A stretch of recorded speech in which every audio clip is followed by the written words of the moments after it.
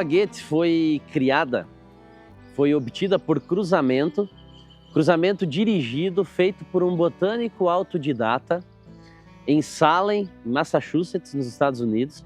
O nome dele era Edward Stanford Rogers. A Rogers número 1, que foi a preferida dele, ele deu o nome do seu escritor favorito, que era o alemão Johann Goethe. O cruzamento foi em 1851 e em 1863 a uva Goethe já figurava num catálogo de um viverista norte-americano. E no Brasil haviam muitos viticultores que recebiam esse material dos Estados Unidos e da Europa por escrito e encomendavam as mudas. A gente não conseguiu obter registros de como a Goethe entrou no Brasil, mas tem registros de outras híbridas de Rogers já sendo cultivadas em 1875 em Campinas, por um dentista que era viticultor amador. O primeiro registro que a gente encontrou da uva Goethe no Brasil é num catálogo de mudas do viveiro do Pereira Barreto, já é por volta de 1890. Em Uruçanga, a região de Uruçanga, Zambuja, a gente sabe que já tinha produção de uva desde o início da colonização, porque em 1881 o diretor da colônia já enviou uma amostra de vinho para Florianópolis.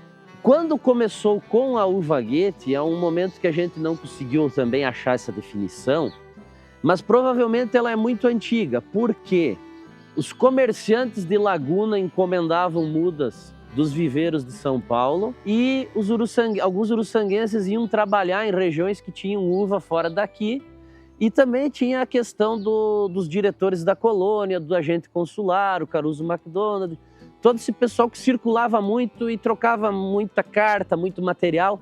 Então, em algum momento, há muito tempo atrás, a uva Goethe se estabeleceu na região. A nossa hipótese para o agricultor uruçanguense, o agricultor italiano que estava no Brasil, ter adotado a uva Goethe como sua preferida, que foi o que aconteceu aqui, é porque ela é uma descendente das moscatéis, né? Ela é um cruzamento de Moscato de Hamburgo com Carter. A Moscato de Hamburgo descende da Moscato de Alexandria, que é uma das moscatéis mais antigas. E ela tem um sabor que lembra o moscato. E a maioria dos imigrantes que povoou a região aqui veio de regiões da Itália que plantavam e consumiam muito moscato. Então teve aquele valor sentimental de quando o nosso paladar encontra uma lembrança de algo especial da vida da gente. Registros do Ministério da Agricultura indicam que os primeiros plantios de uva Goethe na região de Pedras Grandes foi na região do Rancho dos Mugas, e aqui em Uruçanga foi na localidade do Rio Carvão. E elas se adaptaram muito bem, encontrando o seu terroir aqui. O seu terroir, quer dizer, o clima adequado, o solo adequado e o homem que a conduziu corretamente. A localidade aqui do Rio dos Americanos, hoje Rio América Abaixo, e Rio Carvão, que praticamente são as encostas que dividem, eram as áreas de maior plantio de uva Goethe cujos colonos forneciam uva para as três cantinas aqui, a Caruso, a Cadurinha e a Besbate. E também deve-se registrar que o centro de Uruçanga também já abrigou grandes parreirais da família Betiol, da família Búrigo, família Fontanella. No Rio Maior também teve a família Barzan, teve a família Trevisol e Zanata no Rio Caeté. Então, como a gente pode observar, o vinho sempre esteve na alma do italiano. E um fato interessante é que 100 anos depois da uva Goethe ter vindo para cá, ela voltou para a pátria de origem dela. 100 anos depois, a uva Goethe voltou para os Estados Unidos dentro de uma garrafa de vinho e conquistou uma medalha de ouro dos Estados Unidos na exposição de 1939 em Nova York. O vinho de Uruçanga, que era conhecido como vinho branco, começou a ter uma grande fama. E três grandes empresas aqui, três vinícolas na época, começaram a comercializar o vinho Goethe para todos os cantos do Brasil. A Giuseppe Caruso MacDonald, a Indústrias Caruso MacDonald, a indústria de vinhos Cadurim, dos irmãos Cadurim, e a cantina Besbate. Bom, e o que aconteceu? Pelas nossas pesquisas, nós constatamos que na época, apesar de a infraestrutura e logística não ter sido o que é hoje, o vinho Goethe, por nossas pesquisas, através das notas fiscais, comprovamos que ele era comercializado do Pará ao Rio Grande, do Rio Grande do Sul, na cidade do Rio Grande. E passava por Mato Grosso, Distrito Federal, Goiás, Bahia, Minas, ia para os estados do Nordeste e por toda Santa Catarina. O que aconteceu então? O vinho Goethe, né, carregando um nome alemão, se torna o vinho mais famoso dos italianos do Sul. E nesse período o vinho Goethe caiu no paladar e nas graças do presidente Getúlio Vargas. Então o vinho Goethe, ele era servido no Copacabana Palace, no Palácio do Catete e no Jockey Club lá do Rio de Janeiro, que reunia a elite. A história da uva Goethe, ela é muito interessante e nostálgica para mim, porque eu conheci a pessoa que trouxe essa uva para cá, o Dr. José Caruso McDonald. E a vinícola que ele criou aqui em Uruçanga, que foi a primeira e a maior delas, ela ficava próximo da nossa casa. E as minhas primas também eram vizinhas, então nós estávamos sempre correndo por ali, na fábrica, chupando as uvas quando a uva Goethe vinha, que era uma uva perfumada, vinha de carro de boi. A colônia de Uruçanga, ela se diferenciou de outras colônias instaladas no Brasil na época por ter uma circulação de informações muito dinâmica com as capitais e também com a Itália. Então, essa circulação de informações faziam chegar as técnicas adequadas de cultivo de uva, de elaboração de vinho. Tem famílias aqui que têm cartas guardadas até hoje, que vieram da Itália dizendo como se procedia com a limpeza dos tanques, com o armazenamento do vinho. E tudo isso contribuiu para que o vinho de Uruçanga fosse reconhecido pela sua qualidade em comparação aos demais vinhos brasileiros da época. Algumas pessoas foram muito importantes nisso, inclusive o agente consular, o Caruso McDonald, que era um grande transmissor de informações e também foi o responsável por montar a primeira indústria vinícola de Santa Catarina, em 1913. Depois dele, outras famílias que produziam vinho artesanalmente passaram a produzir de maneira vinícola, numa escala mais industrial.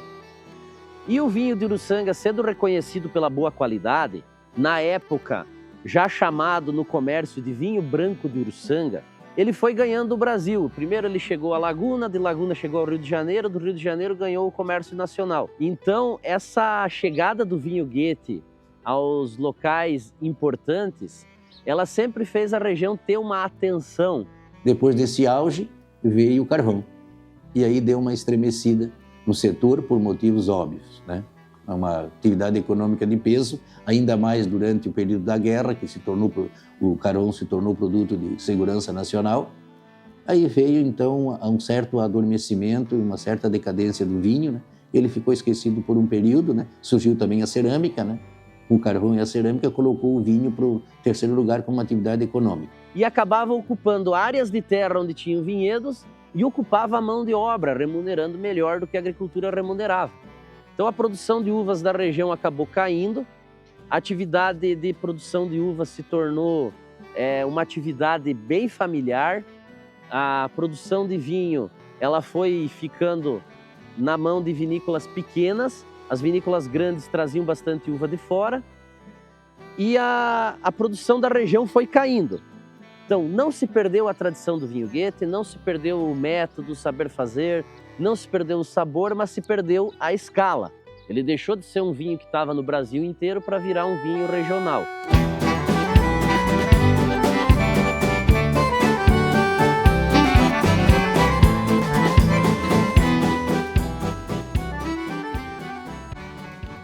E nesse período de renascimento do vinho Goethe, mas começou ainda em 1975, na época do centenário, com duas personalidades que nós precisamos registrar e eu não posso omitir o nome dessas duas pessoas. O Dr. Genésio Mazon, que fundou a vinícola Mazon, e o Ed Damiani, que fundou aqui a vinícola Uruçanga, Casa Deonone.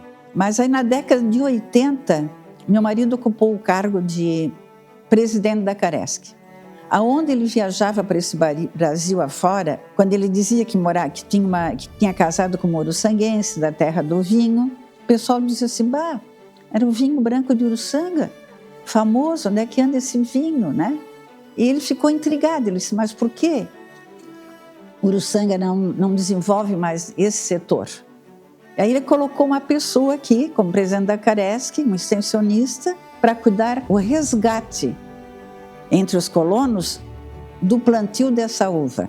Na estação de enologia, que um deles era o seu Hélio Damiani, que depois fundou a vinícola Casa de Onono, que é a maior daqui, não é?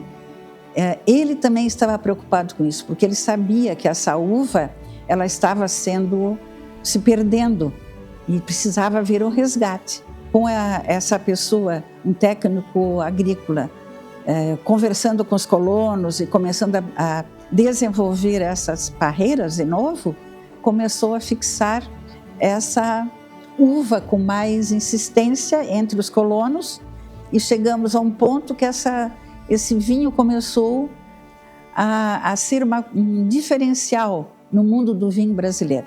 No período de 2003 a 2007, nós assumimos a chefia da Estação Experimental da IPAGRE de Uruçanga e dentro do nosso contexto, nosso plano de trabalho, nós elegemos o resgate do vinho Goethe, né, que era o resgate da preservação maior da nossa identidade cultural, como a prioridade número 1 da Estação Experimental.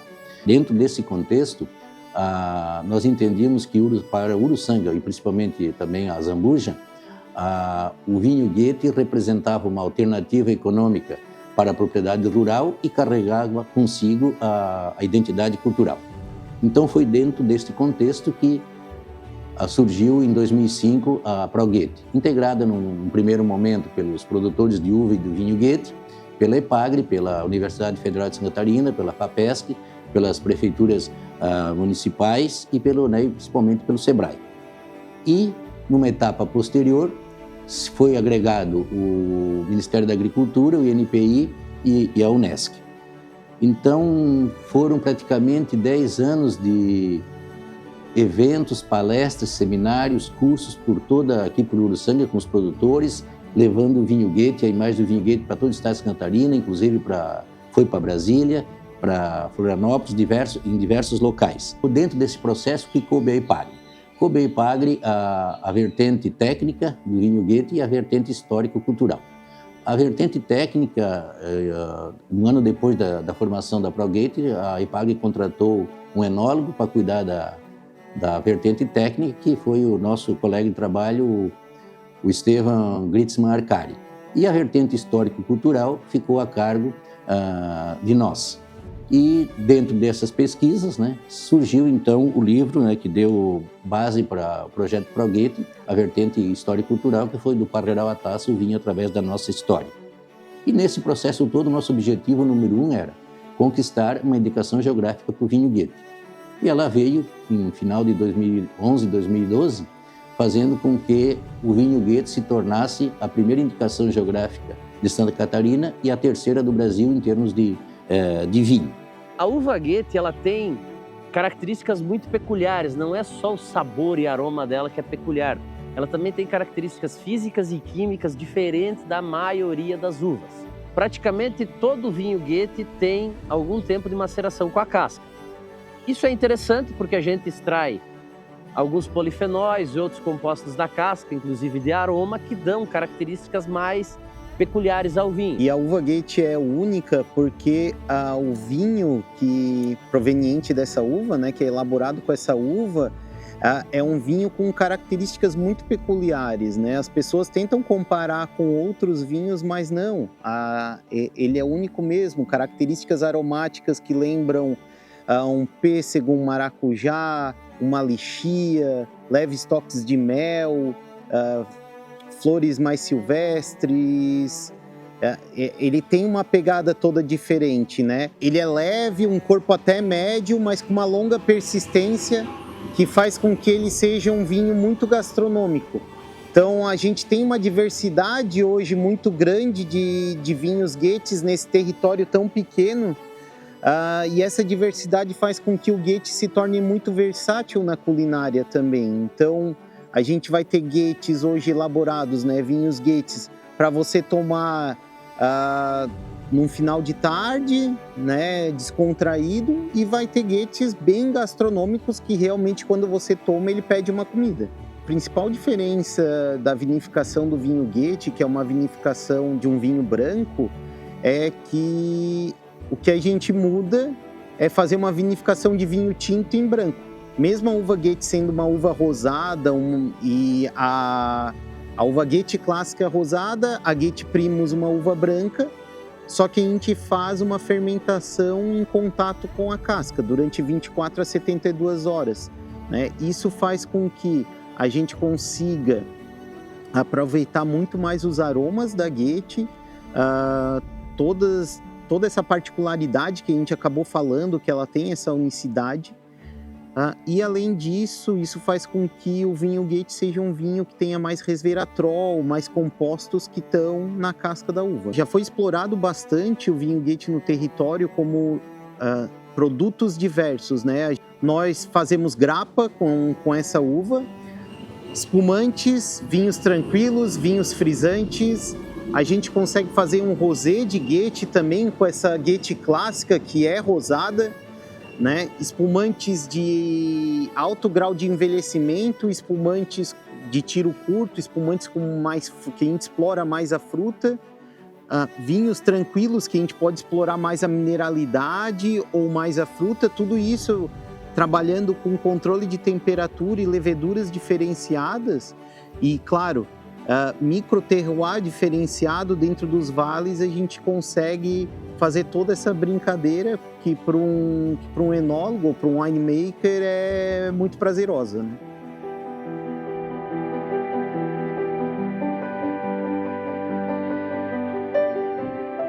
Olha, nós tivemos um trabalho muito difícil porque teve que organizar a associação, teve que organizar os vales, dar sentido, botar tijolo por tijolo, mas com certeza se percebe hoje que a coisa está caminhando e caminhando forte. As feiras que nós estamos participando, né? O Wine South America, quem imaginava os vales da uva Goethe estar na Wine South America, que é a maior feira latino-americana, né? Uma feira internacional, né?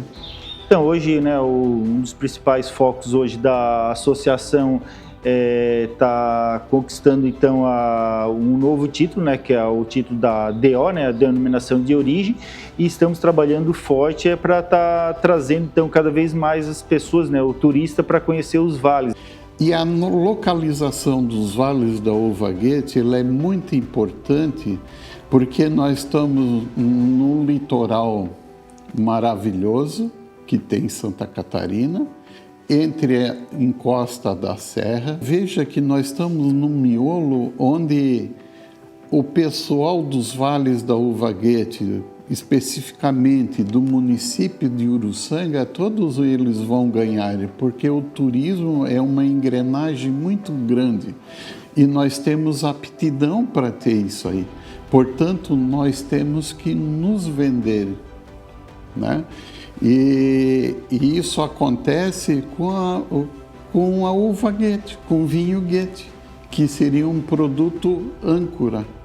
E de um tempo para cá a gente vem trabalhando muito com o posicionamento do turismo, então de se tornar realmente um destino turístico focado em enoturismo. Então é uma construção de longo prazo, não é uma coisa rápida para acontecer, mas a gente vê esse processo acontecendo dando resultado, né? A gente vê pessoas se interessando pelo produto, a gente vê as próprias vinícolas hoje se preparando para receber, que era uma coisa que não acontecia antigamente, então tendo experiências na vinícola para receber o turista, para ofertar o vinho Goethe, mas não só na venda do produto em si, vendendo a experiência, né, vinho Goethe. O turismo ele é um processo lento, ele não é uma coisa que acontece do dia para a noite, até porque a gente precisa organizar a casa, a gente precisa vender isso no mercado, então é um processo que acontece a longo prazo, mas eu acho que a gente já teve muitos ganhos. Hoje, quando a gente vê todos os restaurantes de Uruçanga vendendo vinho Goethe nas suas cartas, hoje quando a gente vê as vinícolas falando do próprio Goethe e a própria comunidade entendendo que é realmente um produto único e que precisa ter esse olhar diferenciado, porque eu não vou encontrar vinho Goethe em qualquer lugar, né? Embora a gente tenha no Brasil muitos polos de produção de vinho, a gente tem aqui um produto muito diferenciado. Então a gente vê a população se apropriando disso também, e é um processo de fato lento porque é cultural. Então precisa que as pessoas entendam a importância, que as empresas entendam a importância para que isso chegue ao turista. Uruçanga tem um apelo cultural muito forte, né? Eu acho que é bacana ver que o que a gente fala de cultura italiana, de vinho, de gastronomia, aqui é muito real. Então a gente não precisa criar produtos, a gente só precisa embalar eles e comercializar, porque de fato isso está muito internalizado na população, sempre olhando para o produto e para o turismo. Então a gente olha sempre para esse mercado de vender vinhos, mas também de receber turistas, e aí é quando a gente consegue integrar muito mais a cadeia da gastronomia, da própria cultura, que é muito forte, então artesanato, os grupos de dança, grupos de música, então e tudo isso soma e converge para um território que se desenvolve no turismo. Se vendia o vinho branco de Uruçanga. Hoje nós estamos vendendo o vinho Goethe, a marca Goethe, que só tem nos vales da uva Goethe. Outra região não vai conseguir elaborar um vinho como é feito nessa região aqui, por causa do solo, do clima, do homem, da casta, tudo isso aí influencia em sair o produto final. Hoje, então, nós vemos o seguinte: a valorização do produto pelo selo da qualidade, o selo da indicação de procedência. Os jovens de hoje querem uma coisa mais natural, eles querem que se evidencie o produto de cada região. E nós conseguimos isso, e se vê isso com o número de turistas que começaram a aparecer aqui na região, que vêm para conhecer essa famosa uva Goethe, que produz esse famoso vinho. A gente percebe, o turista chega aqui na porta, né? Ele pesquisa antes. E na pesquisa dele, ele chega aqui na porta falando: eu vim experimentar o vinho Goethe. Quem deu essa divulgação foi a IP dos Vales da Uva Goethe. Bom, então, hoje em dia, nós temos um fluxo de enoturistas mesmo. A gente já está com operadoras, além de Santa Catarina, já temos Paraná e Rio Grande do Sul. Então, eles vêm para o destino atraídos pela questão do vinho, da gastronomia, da história italiana. Então, alguns já fazem mais de uma vinícola. Tem outros que já estão se hospedando para circular por todas as vinícolas. E agora, o melhor de tudo, a gente está se consolidando enquanto um núcleo de enoturismo em contraponto ao da Serra Catarinense e ao da Serra Gaúcha. Então, quem vai para lá também quer vir para cá, ter a experiência. E o grande diferencial é o fato de que ser um vinho branco, terras baixas, vinho litorâneo, aí vem a acidez propícia para espumantes, vinhos de verão. Então, é todo um novo contexto de atratividade que vem complementar. Serra, inverno, refrescante, tintos, né? E nós aqui, brancos, jovens, alegres, refrescantes. Então, é complemento. E Vales da Uva Goethe não é das 6 vinícolas. A gente só existe porque tem esse território que foi ocupado por esses italianos. E todos esses valores fazem parte da mesa e da atratividade. E foi essa mesa que fixou os imigrantes aqui, né? A possibilidade deles fazerem a polenta, deles terem a galinha, de ter os ovos, fazer a fortaia. Quer dizer, adaptar o seu ambiente da terra-mãe para ter uma vida de qualidade aqui, né? E veio o vinho para coroar a mesa. E agora estamos trazendo turista para fazer parte dessa mesa. O cenário da produção de uva e vinho Goethe na região, ele modificou um pouco nos últimos anos com a entrada de novos empreendedores.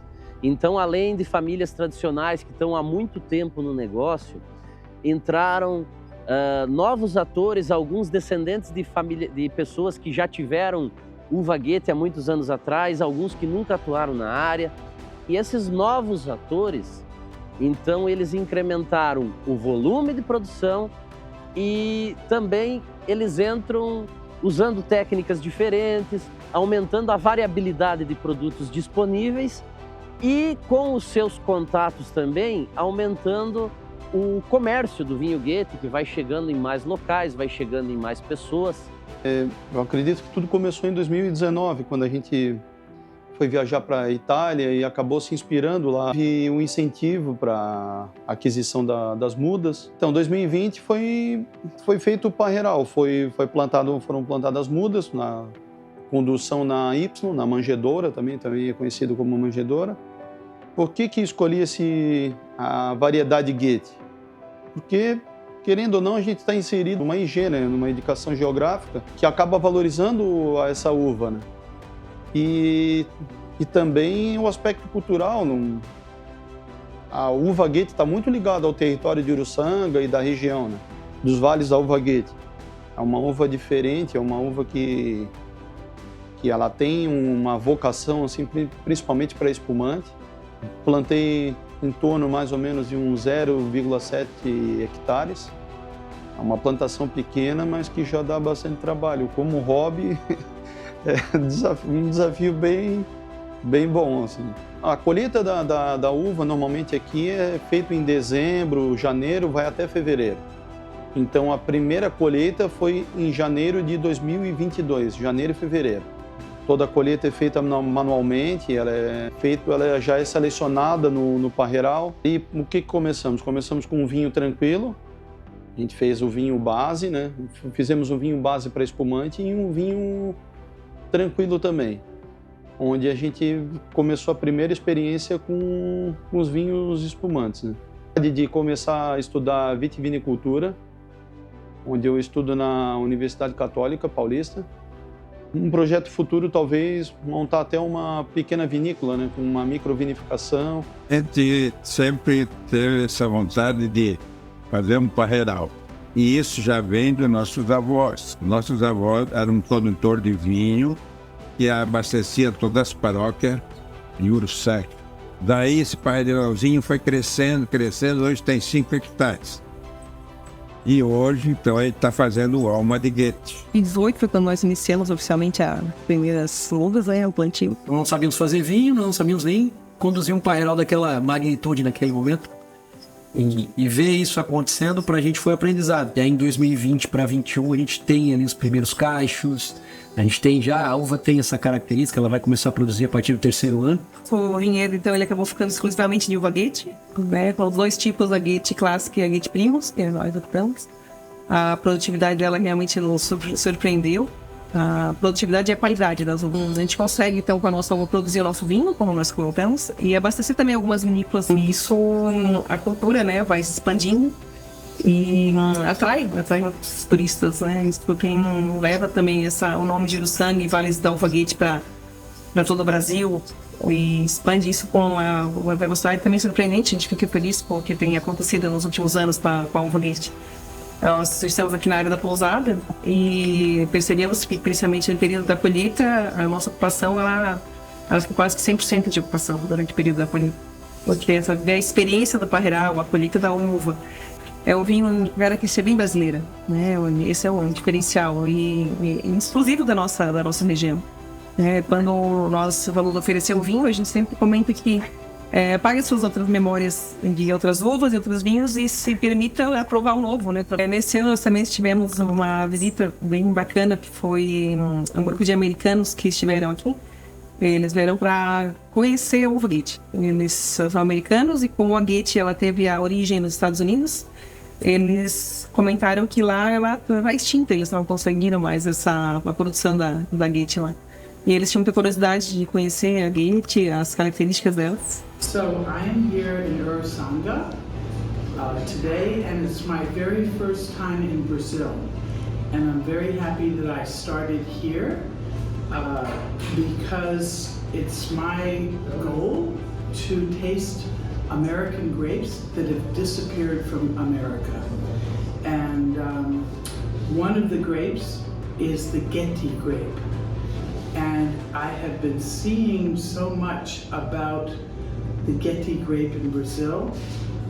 I'm wanting to taste it, and I had to come to Brazil to taste it. These wines aren't imported to America. We don't grow the grapes. We'd like to. And what has been really impressive to me is all the different ways that they use the Goethe grape. Sweet wine, dry wine, sparkling wine, even here, where they have blended the Géti grape with Chardonnay and made this beautiful seafood wine. So I was so excited to come see Urasanga and the Géti grape.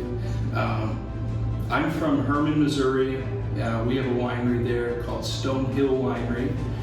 It was established in 1847, and it was a huge winery back in the day. It was the third largest in the whole world from about 1870 up until 1920. And it, during that time period, grew the Géti grape. And maybe 5 years ago, I started looking into the history of some of these historic American grape cultivars that we grew in Hermann all those years ago that have been lost in America. And Géti kept coming up, and I was so excited to read about it. It was talked about at that time as such an incredible wine grape, and our winery made beautiful wines with it. So said these historic books. So I knew I wanted to try to find it and find a place where it still was alive and doing beautiful things. And after quite a year or two of research, I started learning about this place, Urasanga, and hearing about the Géti grape still being alive here and still being the focal point of your wine industry.